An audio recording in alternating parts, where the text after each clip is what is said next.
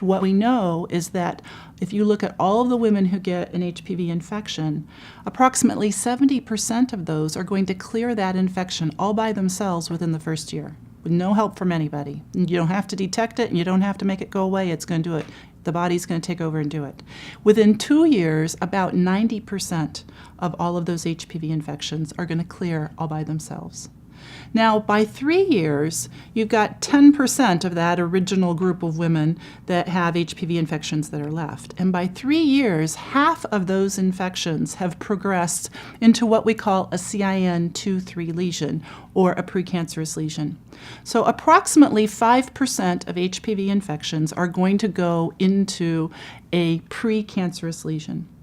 So now you have that small group of women who have precancerous lesions. And now let's look at that moving into invasive carcinoma. What we know then is that amongst women with CIN3 lesions, so that's a little bit more severe than the other group, it takes 5 years for about 20% of them to become invasive carcinomas. That's a pretty slow process. It takes about 30 years for 40% of them to become invasive cervical carcinomas.